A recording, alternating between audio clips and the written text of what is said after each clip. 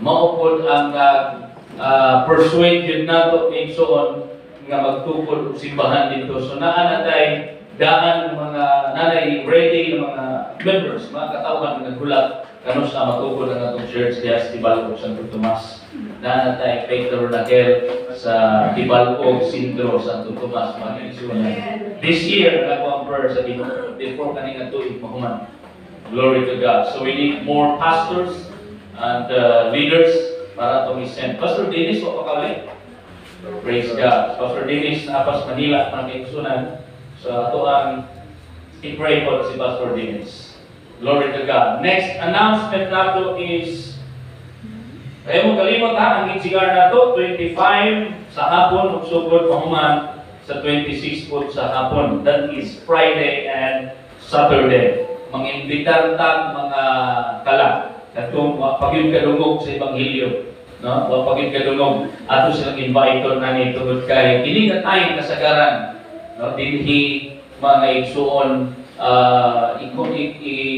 sa tawagan ni i-convert yun o tadugon yun sa Ginoo ang kinabuhi sa mga unbelievers nga sila makadawat makaigsuonan sa kaluwasan. So this is the time, harvest event nato ni. This is the time atong galon atong mga silingan, atong mga friends aron mo appeal sa tuang encounter October 25 and 26. And pagka Sunday, no? Baptism Sunday at the same time, mao kana ang atong pastors appreciation Sunday.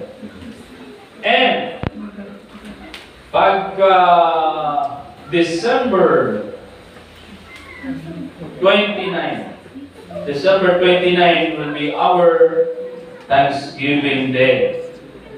Pero naatay Christmas party and celebration makaigsunan sa December. Ato pang i-fix ang ato ang date para sa itong Christmas party. Dapoy Christmas party ang Bunawan Church o kagubang mga daughter churches nato nasa sila Christmas party. But ang atong Thanksgiving mga kaigsunan iisa rin nato wagin di sa tibungko karong December 29. Say amen para sa atong Thanksgiving. Amen. Hallelujah. And our assessment contribution para sa atong Thanksgiving makigsunan actually na naman tayo bakang pinatampo. Na anak ko i-donate na mga pledges sa Litson o Candy. Na anay nag-donate o nag-pledge na. But welcome paghihapon ta sa atuang mga pledges gusto tang muhatag para sa atuang Thanksgiving. Okay? Praise God. O sa atuang individual assessment no alam sa atuang Thanksgiving tag 200 pesos lang tama kay suwanan. 200 pesos para sa atuang Thanksgiving. Okay? Hallelujah. Salamat sa Ginoo kay naamay 200 pesos. Ang uban, pagka mag-Thanksgiving, daily po ubos 1,000. No? Pero 200 lang ang ato din kaya na naman tayo mga pledges. Okay? Praise God.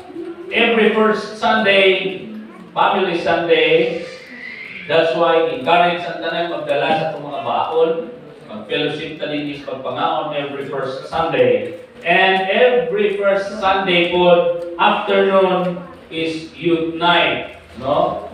Hangtod gabi, youth night. So, encourage sa tanang young people na mubalik every first Sunday sa gabi. No? Nalatak mga kabatanunan to celebrate, worship the Lord, worship marathon sa mga young people, and so on. So, kagha pa mga games, ilang iandam po para sa mga young people. So, kanya, balik mo mga young people alang sa tuwang youth night.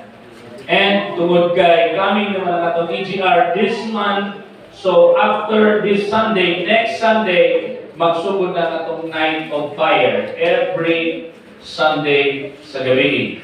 So karong Domingo, sunod Domingo, natay Night of Fire. Kanang Night of Fire, pagday, pagsimba sa Ginoo, ampo diha sa lain pinulungan, tanan natong mga participants nga dalon sa EGR, dalon nato sa Night of Fire para ma-ready sila for the encounter.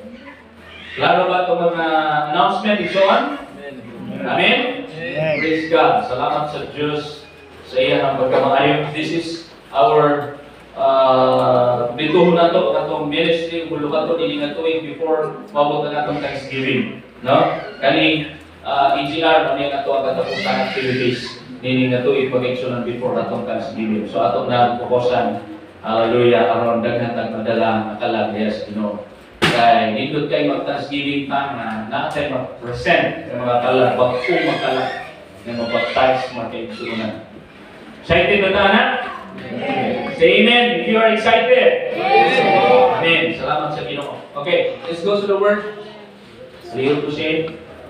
Nagihapon ta sa to ang series this year. Nini nga tuig isa ra gyud ato ang topic nga kaigsunan, isa ra ato ang whole year na theme. O gana mga everybody's read go. Grace focus. So nini nga tuig naka-focus ta sa grasya sa Dios. Amen. O matag Domingo ang preachings, no, naka-angkla, naka-anchor sa ato ang timang grace. Grasya sa Ginoo. No, alam sa mga bago, ako lang i-recall gamay ang grasya sa Diyos makaigsunan maogyod na naghatag kanaton sa kaluwasan. Amen. We are saved by grace through faith.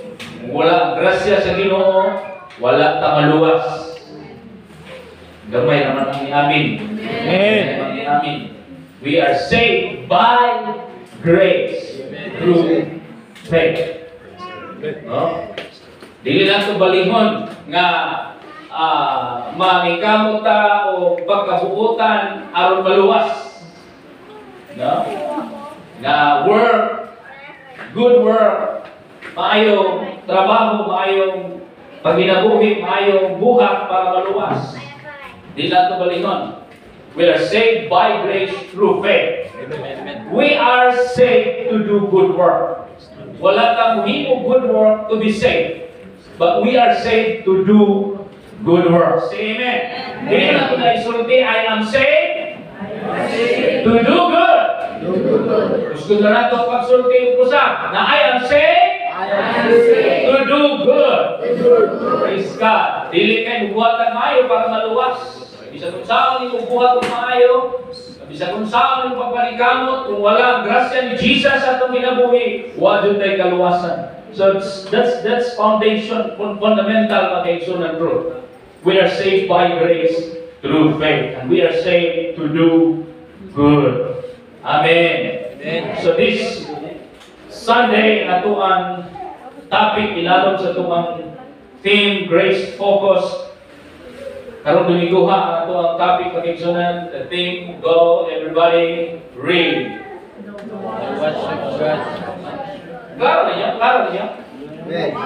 Klaro na niya? Sige na, basahan na tanan. Go! The words of God. Hallelujah. The words of God. Dili na relo ha? Dili na orasan. Sa Binisaya, ang pagbantay sa Diyos. Amen. Kadtong sa balaod, the wrath of God. Pag ilalong sa grasya, the words of God. Insay nalipay nga gibantayan sa Ginoo ang tanan nga naa ilalom sa iyang grasya. Amen. Nalipay ba ka nga nailalom ka sa pagbantay sa Diyos? Amen. Kung katawa din na don't you know? Nagibantayan sa Ginoo. Pagganindot na balita, pag-aigsunan, pagganindot na nahibawan o mahibawan sa sayran nato nga kita gibantayan. Hallelujah sa atong Diyos. Ang nagbuhat sa langit o yuta. Ang tagiya sa itong kinabuhi, nagbantay ka nato. No? Dili, the wrath of God na nato ang maapon, kundi the words of God. Yung katapan na God is watching you. Sa bigas na po nila, God is watching you. Glory. Hallelujah. Psalms 121 verse 1 to 8. Psalms 121. If you're taking notes, kung wala na question for picture na lang na ito ang slide. Psalms 121 verse 1 to 8. My help comes from the Lord, the maker of heavens and earth. Indeed, He watches over Israel will neither slumber nor sleep. The sun will not harm you by day, nor the moon by night. The Lord will watch over your coming and going, both now and forevermore. Palakpakan na ito ang atong Pilipinas. Hallelujah! God, the Lord is watching us. He watches over us. Tanaw na ito mga kaigsunan ng hubad sa dictionary about the watch of the Lord. W-A-T-C-H. Watch means watch does not mean that God passively observed and left them unattended. Dili na bulbog masagot. Watch means dili ka na nagtanga lang o naglantaw lang siya nimo. Kung matakilmong ka, kung managmak ka, masagdan ka kaniya. That is not the meaning of watch of the Lord. The watch of the Lord is this. It means He actively guards you and help you when you fall, and will save you when you need security and rescue. Samtang na to, the watch of the Lord means nga iya kang bantayan, iya kang tabangan, o iya kang makaigsunan nga luwason sa panahon sa kalisdanan. Atong pagpakan ang Ginoo niya. Hallelujah. So that in Hebrew, watch in Hebrew means shamar. Shamar, used often and translated as to keep us. Hallelujah. To keep us. Ganay kanta mag-igsunan nga nagingon, in the shelter of your wings.